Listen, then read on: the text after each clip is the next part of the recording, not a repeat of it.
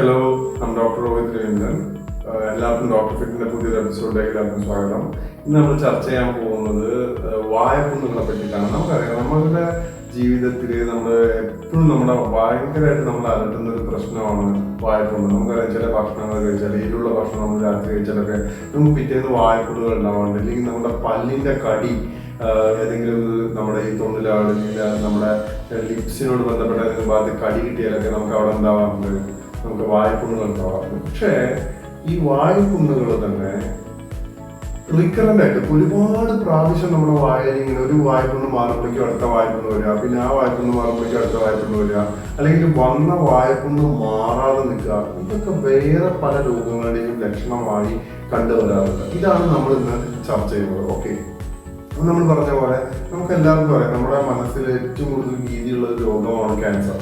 ഈ ക്യാൻസറിന്റെ എന്തെങ്കിലും തുടക്കത്തിലുള്ള സിംറ്റംസോ എന്തെങ്കിലും കാര്യങ്ങളും വായ്പുണ്ണായിരിക്കുമോ എന്നാണ് നമ്മളിന്ന് ചർച്ച ചെയ്യാൻ പോകുന്നത്. അങ്ങനെയാണെങ്കിൽ അതിനെ എങ്ങനെയാണ് പെട്ടെന്ന് തിരിച്ചറിയാൻ പറ്റുക, ഇതാണ് നമ്മൾ ഇന്ന് ചർച്ച ചെയ്യുന്നത്. ഓക്കെ, ഇപ്പൊ നമുക്കറിയാം, നമുക്ക് കോമൺ ആയിട്ട് എന്ത് ചെയ്യാറുണ്ട്, വായ്പുണ്ണുകൾ വരാറുണ്ട്. ഈ വായ്പുണ്ണുകൾ ഒരു 2 ആഴ്ചയിൽ തന്നെ എന്ത് ചെയ്യാറുണ്ട്, ഉണങ്ങി പോകാറുണ്ട്. പക്ഷേ ക്യാൻസർ ആയിട്ടുള്ള വായ്പുണ്ണുകൾ, അല്ലെങ്കിൽ മാലിഗ്നന്റ് ആയിട്ടുള്ള വായ്പുണ്ണുകൾ, അർബുദത്തിന്റെ തുടക്കമായിട്ടുള്ള വായ്പുണ്ണുകൾ 2 ആഴ്ച കൊണ്ട് മാറില്ല എന്നതാണ് പ്രത്യേകത. അത് കഴിഞ്ഞ് നമ്മൾ ചർച്ച ചെയ്യുകയാണെങ്കിൽ നമ്മുടെ നോർമൽ ആയിട്ടുള്ള വായ്പുണ്ണുകൾ ഒരു എലിവേറ്റഡ് ആയിരിക്കില്ല. അതായത് നമുക്ക് നോർമലായിട്ട് വരുന്ന വായ്പുണ്ണുകൾ നമ്മുടെ വായയുടെ ആ ടിഷ്യൂന്റെ സ്കിന്നിന്റെ അതേ പ്രതലത്തിലായിരിക്കും, അതിനൊരു ഉയർച്ച ഉണ്ടായിരിക്കില്ല. പക്ഷെ ക്യാൻസറിന്റെ അർബുദത്തിന്റെ ബന്ധപ്പെട്ടുള്ള വായ്പുണ്ണുകൾ എന്തായിരിക്കും, കുറച്ച് ഉയർന്നിട്ടായിരിക്കും, കുറച്ച് എലിവേറ്റഡ് ആയിരിക്കും. മാത്രമല്ല ഇത് ഹൈപ്പർ വാസ്കുലർ ആയിരിക്കും. അതായത് അതിന് എപ്പോഴും ഇങ്ങനെ ബ്ലീഡ് ചെയ്തുകൊണ്ടിരിക്കും, എപ്പോഴും ചോര വന്നുകൊണ്ടേയിരിക്കും.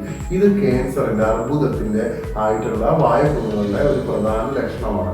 ഇത് മാത്രമല്ല, ഇങ്ങനത്തെ വായ്പുണ്ണുകൾ നമുക്കറിയാം, നമ്മുടെ വായിൽ വരുന്ന നോർമൽ വായ്പുണ്ണുകൾ കറക്റ്റ് ആയിട്ടുള്ള വൃത്താകൃതിയിലായിരിക്കും. പക്ഷെ അർബുദത്തോട് ബന്ധപ്പെട്ടിട്ട് വരുന്ന വായ്പുണ്ണുകളൊന്നും അങ്ങനെ ആയിരിക്കില്ല. അതിന് ഒരു കറക്റ്റ് ബൗണ്ടറിയിലായിരിക്കില്ല, അതിനൊരു ഇറഗുലർ ഷേപ്പ് ആയിരിക്കും ഉണ്ടാവുക. അപ്പൊ ഇറഗുലർ ഷേപ്പ് ആയിരിക്കും, അത് ഇടയ്ക്കിടയ്ക്ക് ബ്ലീഡ് ചെയ്യും, അത് കുറച്ച് എലിവേറ്റഡ് ആയിരിക്കും. പക്ഷെ ഇതൊന്നുമല്ല, പെട്ടെന്ന് നമുക്ക് മനസ്സിലാക്കേണ്ട കാര്യം, നമ്മുടെ വായിലൊരു വായ്പുണ്ണ് വന്നു, അത് ഒരു 2-2.5 വീക്കായിട്ട് മാറിയില്ല. അതിനോടനുബന്ധിച്ച് നമ്മളുടെ ശരീരഭാരം ഭയങ്കരമായിട്ട് കുറഞ്ഞിട്ടുണ്ടെങ്കിൽ നമ്മൾ പെട്ടെന്ന് തന്നെ അടുത്തുള്ള ഒരു ഡോക്ടറെ കാണേണ്ടതുണ്ട്.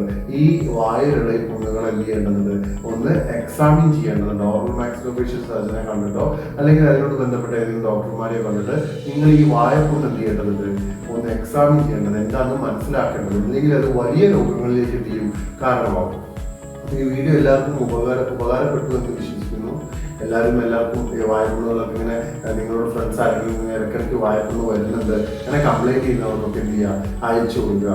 അപ്പോൾ ഇത് നിങ്ങളെ പേടിപ്പെടുത്താനോ അല്ലെങ്കിൽ നിങ്ങളുടെ വായിൽ വരുന്ന വായ്പുണ്ണുകൾ ക്യാൻസർ ആണോ എന്നൊന്നും പറയാനല്ല, ഒരു അവബോധത്തിന് നിങ്ങൾ മനസ്സിലാക്കാൻ, അല്ലെങ്കിൽ അങ്ങനെ ആരെങ്കിലും കണ്ടാൽ അവർക്ക് നിങ്ങൾക്ക് സ്വയം നിർദ്ദേശിക്കാൻ പറ്റുന്ന ഒരു നോളേജ് പാസ് ചെയ്യുക എന്നതാണ് നമ്മൾ ഈ വീഡിയോ കൊണ്ട് ഉദ്ദേശിക്കുന്നത്. Okay, thank you.